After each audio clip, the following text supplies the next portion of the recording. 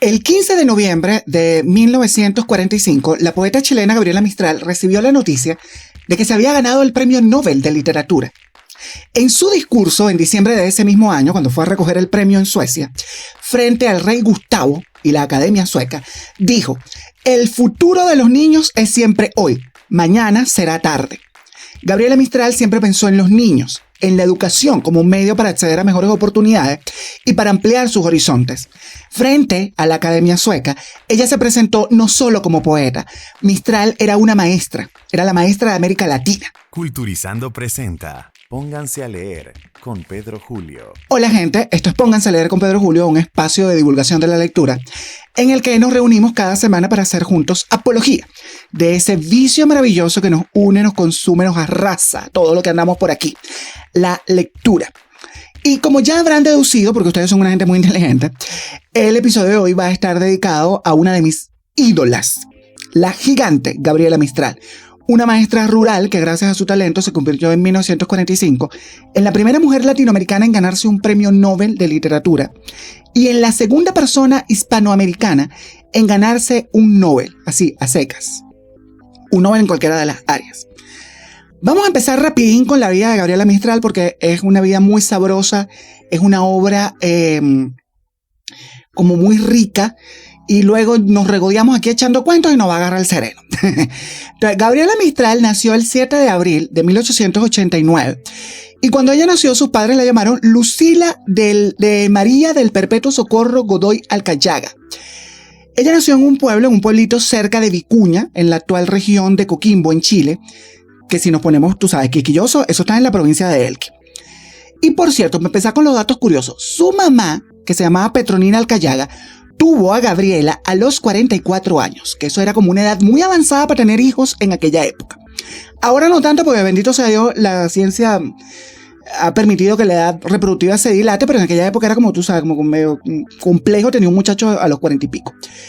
En mi familia sabemos de eso, porque en mi familia somos especialistas reproduciéndonos tarde, entonces a mí me tuvieron ya como a los 38, a los primos míos también pasados los 40, pasados los 35 a todos. Y luego Mati también empezó a tener muchachas tardezongo para la media de su época. Y bueno, al punto que tuvo a mi tía Raquelita, que es la menor de los 40 y picote. Ya, bueno, imagínate tú. Mati fue para el médico. Ay, me van a matar porque he hecho un chisme familiar. Mati fue para el médico porque pensó que esos calorones que ella tenía y esos mareos y esas cosas era la menopausia. Y cuando llegó al doctor, el doctor dijo: "No, señora, usted no está menopáusica, usted está embarazada". Ay, qué bochorno, la pobre Mati. Ay, Dios, a los 40 y pico embarazada. Y aparte, la menor de mi tía Mercedita, tenía 15 años. ¿Tú te podrás imaginar eso? Ay, no, Virgen María. Bueno, vamos a continuar con esto porque después no va a coger el cerebro. Total, el papá de Gabriela Mistral abandona la familia, que era Petronila, la pequeña Lucila, que tenía 3 años en ese momento, y una hermanita mayor que tenía 11 años y se llamaba Emelina. Cuando se vieron sola, Petronila se vio sola con su hijita, ella, que era una mujer como muy conversadora, empezó a construir con ellas una relación preciosa, que se fundamentó en la buena comunicación. Con los años, la poeta diría que ella aprendió a conocer el mundo a través de las palabras de su madre, una cosa preciosa. Como era común en su época y por el contexto social y geográfico en el que ella nació, Lucila tomó sus primeras lecciones en su casa con su hermanita mayor y luego entraron a la escuelita de la Unión. Años después, Petronila, que necesitaba de alguna manera garantizar que la muchachita pudiera terminar la educación básica, la mandó a estudiar y trabajar en la escuela de Vicuña y ahí le tocaría trabajar como lazarillo de la directora. Esa misma directora, esa misma mujercita, le diagnosticó retraso mental. Pero tú has visto, una mujer tan temeraria.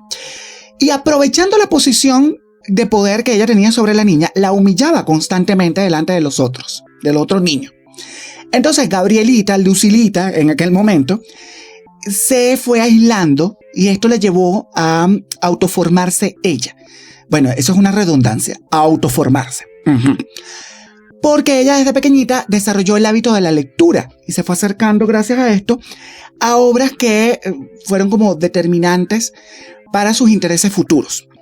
En 1904, cuando ella tenía 15 años, empezó a trabajar como maestra en un liceo de la compañía, que esto está cerca de Vicuña, y empezó a brillar, porque ella tenía don de gentes.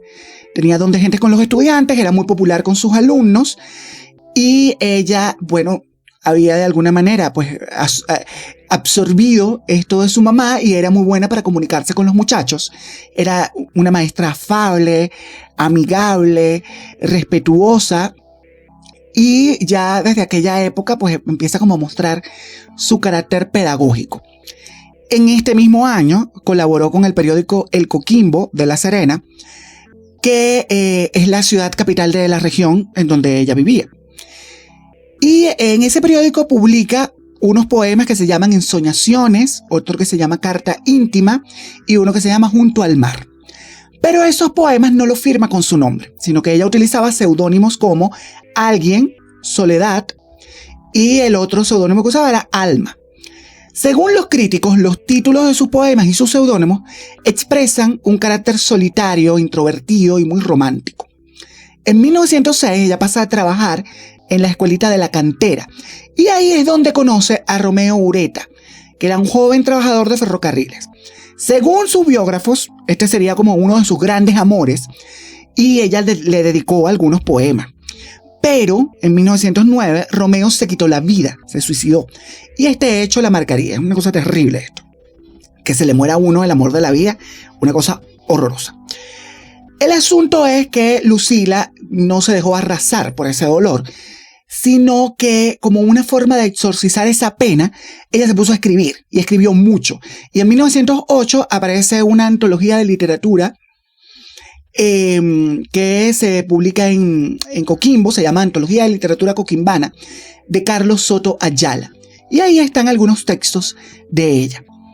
Al completar su formación académica en la Escuela Normal de Santiago, obtiene el grado de profesora en 1910 y se va entonces a trabajar a la Escuela Primaria de Barrancas. Ella sigue escribiendo, sigue transitando por diversos centros educativos. Trabajó, por ejemplo, en el Liceo de Antofagasta, ahí enseñó historia, luego en el Liceo de los Andes, fue profesora de castellano, y en 1914 empieza a surgir la figura de Gabriela Mistral. Aquí Lucila empieza a utilizar el seudónimo con el que pasaría a la historia y con el que nosotros la conocemos. Lucila eligió el nombre Gabriela por el poeta italiano Gabriel D'Annunzio, que ella admiraba en esa época, y el apellido Mistral por el poeta Federico Mistral. En diciembre de ese año, Gabriela Mistral se alza con el premio más alto en los Juegos Florales de Santiago y se lo gana gracias a los sonetos de la muerte, que son 13 sonetos en los que ella explora el dolor y la pérdida.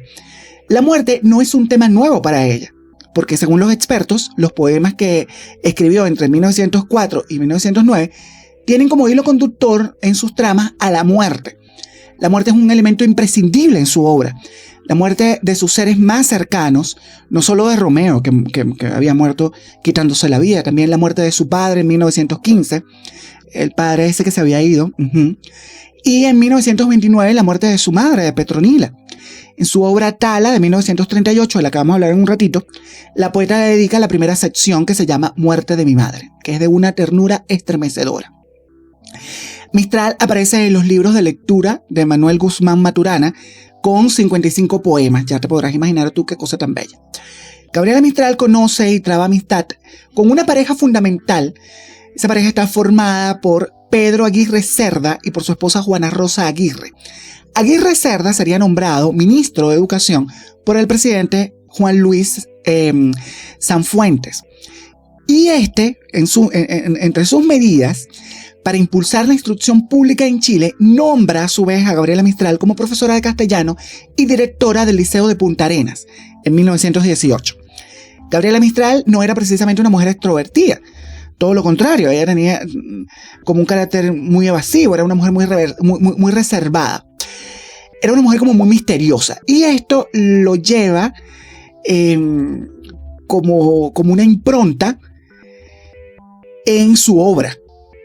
Ella de alguna manera se autodefine como témpano, y ese témpano deja ver como una primera parte de ese carácter introspectivo en la obra Desolación, que se publica en 1922.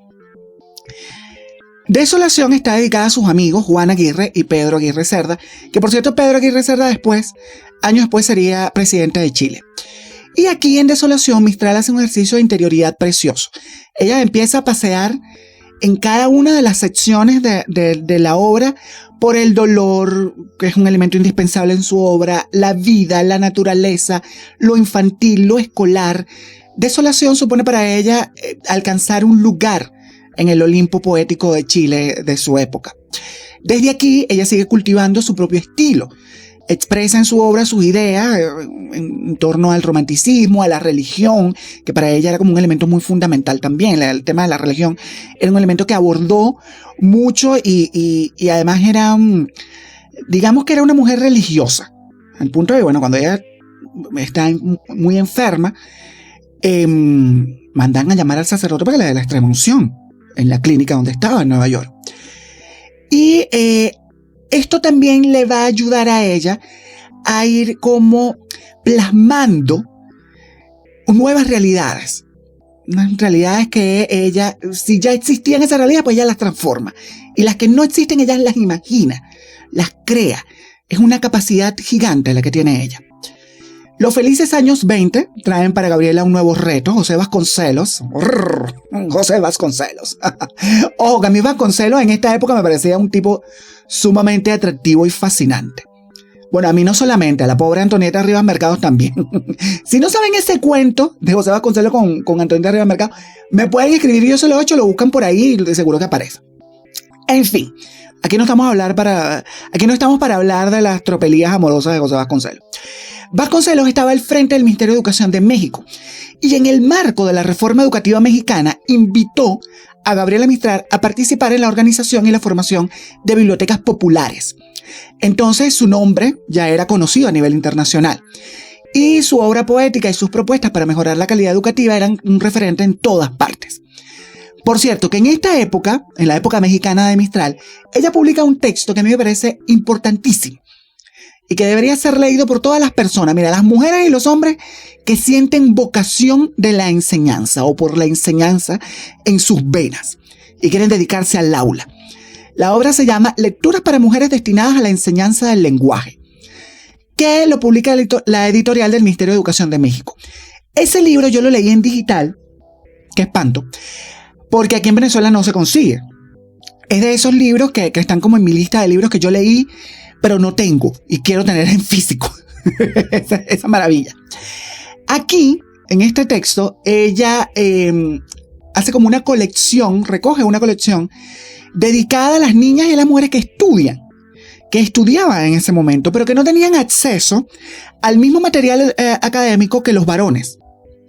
Entonces, ella, que era una mujer comprometida con la igualdad y en alianza con la Escuela Hogar, una escuela hogar que por cierto llevaba su nombre, la Escuela Hogar Gabriela Mistral, en México. Ella reúne prosa y poesía para que se acerquen a la literatura desde diversos temas como la naturaleza, la espiritualidad, que ya vemos que son temas recurrentes en su obra. Y por cierto, en este texto, ella le dedica unas palabras muy bellas a Simón Bolívar. Y eso a mí ya me gana mi corazón, porque ustedes ya saben que yo soy un enamorado del Libertador.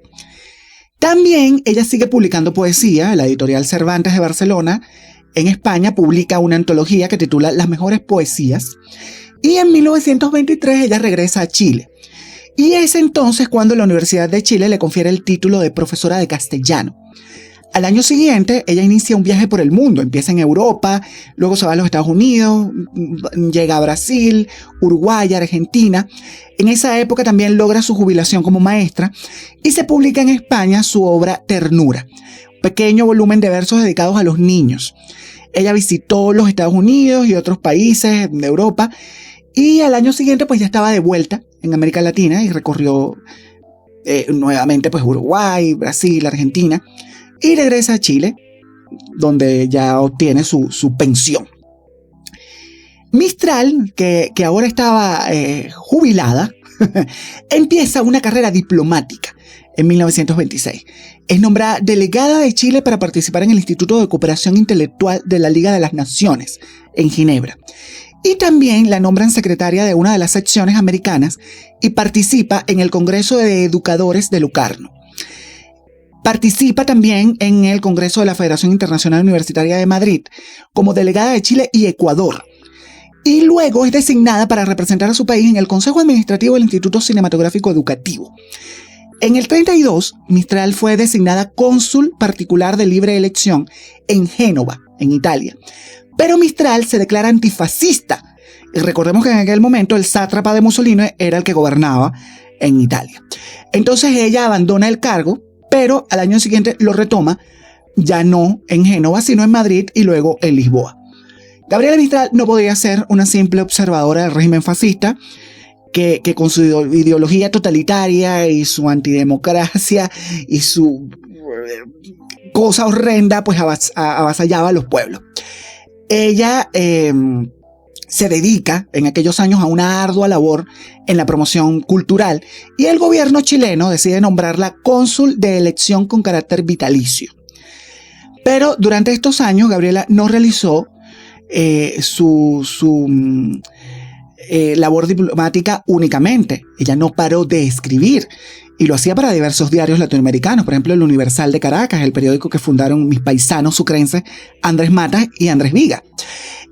También escribió para el Mercurio de Santiago de Chile, Su País, o El Tiempo de Bogotá y otros diarios de Latinoamérica. Para Gabriela Mistral, el bienestar de los niños era importantísimo. Es decir, uno no puede construir un futuro sin garantizarle a los chamos, a los niños y a las niñas, una serie de condiciones que permitan que tengan acceso a una educación de calidad, por ejemplo. Cuando ella estaba en París, escribió un artículo lapidario en el que propone que los niños deben tener una serie de derechos y que los estados deben asegurar y ser responsables de que los chamos tengan esos derechos. Por ejemplo, el derecho a la salud plena, al vigor y a la alegría. El derecho a lo mejor de la tradición, a la flor de la tradición. El derecho del niño a la educación maternal. También el derecho a la libertad, es decir, el derecho a que el niño desde antes de nacer tenga acceso a las instituciones libres e igualitarias. Y el derecho a la enseñanza secundaria, aparte de la enseñanza superior. Porque sin educación, una persona es difícil que pueda mejorar sus condiciones de vida. Ella estaba muy comprometida con la educación. Cada vez que tenía oportunidad, ella hacía apología de la educación en sus escritos. Mistral es una defensora del valor formal de la educación. Y aquí tenemos algo en común, ella y yo. Tenemos muchas cosas en común. Pero esto nos acerca muchísimo, porque yo también creo de manera ciega en esto, en el valor formal de la educación. Y por eso ella dice que el docente debía ser también educado. Es decir, el docente tiene que estar formado. Aquí también coincido con ella. Ay, Gabrielita, si te pasaras hoy por las escuelas públicas venezolanas con la gente de chamba juvenil. Yo hago eso hasta ahí porque entonces después agarro yo una indignación como mi tía Mercedita y nos va a coger el sereno. Ella publica, como ya les comentaba, en 1924, la obra Ternura, que surge como una respuesta a la poesía escolar de la década de los 20 y que para Gabriela era poco profunda y le faltaba delicadeza y alma. De manera que ella propone una obra llena de fantasía, de trascendencia. Ella habla de magia, de la inocencia. Y aquí hay unas poesías gozosas, un homenaje a la naturaleza. Es en Ternura precisamente donde encontramos el poema Piececitos de Niño, que es una joya en la que ella deja ver su preocupación por la indiferencia con la que la sociedad trata a los niños menos favorecidos económicamente. Piececitos de Niño es una obra a la que yo le tengo mucho cariño, ya lo saben ustedes, si escucharon el episodio anterior de Juan Inés de la Cruz, porque fue el poema con el que yo participé en aquel recital de poesía de la escuela que me ganó Juncal Alzamiere, declamando hombres necios, como, bueno, tú sabes, era imbatible. Voy a citar nuevamente a mi mamá. No le podías ganar, ella era una niña de 7 años declamando como una cuarentona recién divorciada. No había manera de que yo le ganara. Pero más allá de eso, este poema es un grito. Este poema, Piececitos de Niño, es un llamado de atención. El poema dice: el hombre ciego ignora que por donde pasáis una flor de luz viva dejáis, que allí donde ponéis la plantita sangrante, el nardo nace más fragante. Y termina con un verso que es estremecedor, duro. Es muy duro.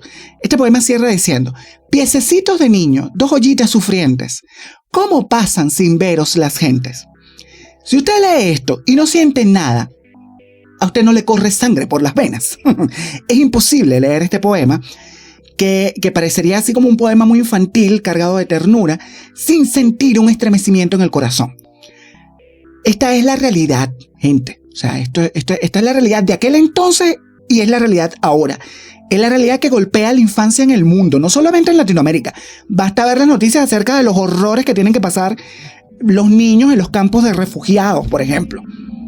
O sea, si tratamos así a los niños, ¿qué puede esperar el planeta de nosotros? En 1938, ella publica Tala, que fue su tercer poemario. En Tala nos encontramos con una obra más madura. Ella sigue profundizando en la preocupación que le generaba el futuro de los niños. En este caso, ella había observado de propia mano, con sus propios ojos, la realidad espantosa de la que habían sido víctimas los niños en la Guerra Civil Española. De hecho, ella llegó a donar todos los derechos de este libro a las organizaciones catalanas que se dedicaron a recoger a esos niños que habían quedado huérfanos y desamparados por la guerra. Mistral se había acercado al movimiento teosófico, de manera que en Tala nos vamos a encontrar con la influencia de la filosofía de este movimiento. Los textos de Tala hablan del cristianismo, de las tradiciones ancestrales de América. Ella se mete con la resurrección, con la fecundidad, con los elementos tropicales. Se pasea, tú sabes, por la muerte de su madre, que ya se los comentábamos antes, la nostalgia, la infancia, las canciones de cuna que son preciosas. Y estos temas los va abordando a lo largo de 13 secciones, que ella alimenta con poemas muy personales. Como por ejemplo esta Canción de Sangre, en el que dice: duerme mi sangre única, que así te doblaste. Vida mía que se mece en la rama de sangre. En 1943, la muerte y el dolor aparecen nuevamente en la vida de Mistral. Juan Miguel, al que ella llamaba cariñosamente Jin Jin, que era un niño que ella había adoptado como sobrino en España, y luego hay como mucha confusión en quién era realmente Jin Jin biológicamente para ella, si era un sobrino de verdad, hijo de un medio hermano, o era hijo suyo, era hijo biológico de ella, porque luego Doris Dana había hecho unos comentarios. En fin, el punto es que ella tenía un vínculo con este niño que era más fuerte que cualquier vínculo de sangre. Y Jin Jin se quita la vida. Jin Jin tenía 17 años y para Gabriela, insisto, era como un hijo. O sea, él viajaba con ella, estaba siempre con ella. Ella le había prodigado todo su amor y toda su ternura. Y ella había podido con él sentir de alguna manera que ella podía expresar todo el componente maternal, todas las emociones maternales que ella sentía. Jin Jin murió en Brasil, a donde se trasladaron a inicio de 1940, y él nunca se adaptó a ese país. Él había sido acosado por algunos compañeros de estudio, y el 14 de agosto de 1943 Jin Jin se tomó arsénico, y dejó una carta de despedida que decía: querida mamá, creo que mejor hago en abandonar las cosas como están. No he sabido vencer. Espero en otro mundo exista más felicidad. Jin Jin, 1943. Terrible. Esa muerte supuso para ella una gran tragedia de vida. O sea, Mistral escribió oraciones para Jin Jin, se negó a aceptar su suicidio, ella decía que lo habían matado, y estuvo una semana en estado de shock. No salía de ahí. O sea, no entendía qué era lo que había pasado. Fue un golpe muy duro, del que le costó mucho levantarse luego. El 15 de noviembre de 1945, Gabriela Mistral se convirtió en la primera poetisa y literata hispanoamericana en ganarse un premio Nobel de Literatura. Tenía 56 años y en ese momento se convirtió en un referente para la poesía universal. Ella hizo historia como la primera autora latinoamericana en recibir el premio. La noticia la recibió en 1945, estando en Petrópolis, en Brasil, donde ella vivía y se desempeñaba también como cónsul chilena. La Academia Sueca dijo que Gabriela Mistral era merecedora del premio porque había desarrollado y construido una obra lírica que, inspirada en poderosas emociones, ha convertido su nombre en un símbolo de las aspiraciones idealistas de todo el mundo latinoamericano. Dime tú si no es una belleza esa declaración. Mistral viajó a Estocolmo el 18 de noviembre y el 10 de diciembre recibió de manos del rey Gustavo de Suecia el galardón. En su discurso, Gabriela dijo: hoy Suecia se vuelve hacia la lejana América íbera para honrarla en uno de los muchos trabajos de su cultura. El espíritu universalista de Alfredo Nobel estaría contento de incluir en el radio de su obra protectora de la vida cultural al hemisferio sur del continente americano, tan poco y tan mal conocido. Y luego pronunció un párrafo precioso, bello, hermosísimo, que dice: por una aventuranza que me sobrepasa, soy en este momento la voz directa de los poetas de mi raza y la indirecta de las muy nobles lenguas españolas y portuguesa. Ambas se alegran de haber sido invitadas al convivio de la vida nórdica, toda ella asistida por su folclore y su poesía milenaria. Una belleza. Gabriela Mistral representaba y representa hoy la figura de una mujer que, nacida en la América pobre y gracias a la educación, a los libros, al acceso a la literatura, había alcanzado el máximo premio de la literatura universal. Mistral era el ejemplo de la superación, pero no de la superación de puedes lograrlo si lo deseas. No, nada de eso. Era el producto de muchos sacrificios, de haber llevado palo, de haber sido discriminada por aquella directora horrenda de la escuela de Vicuña. Y también se convierte en un referente para todos, porque ella, de alguna manera, todo lo que había aprendido, lo compartió. Es decir, su vocación de maestra es una vocación transformadora. Ella entiende el rol del maestro como un pilar fundamental para transformar a los pueblos, para ganar derechos, para habilitar a la infancia, para dotarla de herramientas para enfrentarse a la vida de la adultez. Con el dinero que venía con el premio, se compró una casa en Santa Bárbara, en California, después del Nobel. A ella le nombraron cónsul chilena en Los Ángeles, en los Estados Unidos. Y fue en esta época cuando escribe los textos que luego serían parte de Lagar. En estos mismos años, conoce a la escritora estadounidense Doris Dana, con quien entabla una relación muy, muy cercana y estarían juntas hasta la muerte de Mistral. Empiezan a llegar también los honores y los reconocimientos. A ver, el Miles College de Oakland, en California, le confiere un doctorado honoris causa. Recibe también el premio Serra de las Américas. Es nombrada representante de Chile ante la Asamblea de las Naciones Unidas. En su país se le confiere el Premio Nacional de Literatura. Y en 1954, ya con la obra completa, pues se publica Lagar, que es reconocido como su obra de madurez. En este cuarto poemario, que se publica, como ya decíamos, en el 54, está como el culmen de su obra poética. Es la consolidación del encuentro de la plenitud de la propia identidad de Gabriela Mistral. En esta obra se hacen presente pues, el contexto de la Segunda Guerra Mundial, el horror de los campos de concentración, el declive social, la preocupación de Mistral por el componente religioso en la vida del individuo y la muerte. Otra vez la muerte que llega por mano propia, por el suicidio, primero la de Gingin y luego la del escritor y amigo suyo, Stefan Zweig, y de su esposa, que ella conoció en sus años de Brasil, trabarían una amistad muy linda y bueno, se quitaron la vida de ellos también en Petrópolis. El Lagar vuelve a echar mano de las secciones, en este caso hay 12 secciones, y termina con un epílogo que contiene un único poema que se llama Último Árbol. Y dice uno de sus versos: le dejaré lo que tuve de ceniza y firmamento, mi flanco lleno de hablas y mi flanco de silencio. Dime tú si esto no es una forma de despedirse por todo lo alto. Ustedes se habrán dado cuenta que yo apenas mencioné a Doris Dana. Eso no fue casual. Es que con Doris Dana hay un tema. A ver, a Gabriela y a Doris se les relacionó desde el día 1 que tenían una relación íntima, que las dos eran pareja. De hecho, Mistral se alejó de su país en los últimos años porque se sentía muy incómoda con los comentarios y con los rumores en torno a su orientación sexual. Gabriela nunca admitió públicamente que era lesbiana. Y yo, que soy un tipo sumamente respetuoso con eso, yo no voy a decir que era o no era lesbiana. O sea, no lo van a escuchar de mi boca.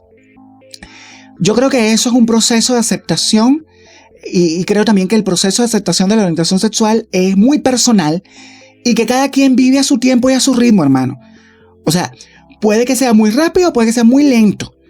Eso amerita también exorcizar los demonios internos, hacer las paces con uno mismo, porque uno se tiene fácil el asunto, hay mucha discriminación, todavía hoy hay mucha discriminación. La gente es muy, voy a decir una vulgaridad, pero es que es lo que cabe aquí, la gente es muy come mierda. Y eso es así. Y bueno, nada, toca como transitar por la noche oscura. Hay que meterse en la noche oscura, abrazar la noche oscura, me decía el padre Juan Esteban, para que después uno pueda ver el sol esplendoroso en el nuevo amanecer. Eso de andar sacando a la gente del closet a mí me parece de mal gusto, me parece un gesto irrespetuoso, pero yo tengo que mencionar que Gabriela escribió en una carta que le escribió a Doris: hay que cuidar esto, Doris, es una cosa delicada el amor. Y desde ahí ya uno puede como reflexionar en lo que suponía para ella la aceptación pública de lo que ella sentía por Doris Dana, porque efectivamente el amor es una cosa delicada. El 10 de enero de 1957, la Gabriela se fue a los cielos en el Hospital General de Hampstead, en Nueva York. Ella tenía cáncer de páncreas y Doris la acompañó hasta el final. Sus restos fueron llevados a Chile días después, en donde descansa en el pueblo de Montegrande. En su poema Dios, Gabriela dice: vamos hacia el mar que devora el sol, y yendo hacia el norte, decía tu voz, vamos a ver juntos dónde se hace el sol. Es para mí realmente precioso y esperanzador. No importa que sea una despedida, hay mucha esperanza en este poema. Bueno, gente, hemos llegado al final de este episodio. El sereno ya está aquí, me está mirando, me está haciendo ojitos. Yo creo que el sereno me está coqueteando. A mí me coquetea hasta el sereno. Y yo que le juego un quintico a todo lo que se mueve, pues hasta el sereno también le jugaré un quintico. ¡Ay, qué espanto! Bueno, yo espero con toda mi alma y con todo mi corazón haberles picado la curiosidad con la obra y la vida de esta poeta gigante, que además es muy importante para entender el devenir de la América Latina. Gabriela Mistral es una de mis poetas predilectas. Yo que la he leído y que a mí me ha acompañado su obra, que me conozco sus versos y que me subyugan sus versos cada vez que los leo y los releo, me siento como muy feliz de compartir con ustedes hoy esto. Gabriela Mistral es una autora fundamental, es como un modelo de vida para mí, por su vocación de servicio, por haber alcanzado sus metas, las metas que se trazó, por dedicarse a la educación y entender que la educación era un medio transformador de la realidad. Y eso para mí es muy, muy, muy, muy, muy importante. Cuéntenme, por favor, si ustedes han leído algo de Gabriela Mistral, si conocían su historia, si conocen su obra. Cuéntenme su experiencia con la Gabriela, como le dicen sus paisanos. Háganmelo saber a través de mis redes sociales, @PedroCDNOA, en Instagram y en Twitter, ahora X. Yo les respondo siempre. En diferido sí, pero yo respondo siempre. Ahora sí, tesoros míos, nos vamos, pero antes les recuerdo la consigna. Pónganse a leer. ¡Chau! Culturizando presentó Pónganse a leer con Pedro Julio.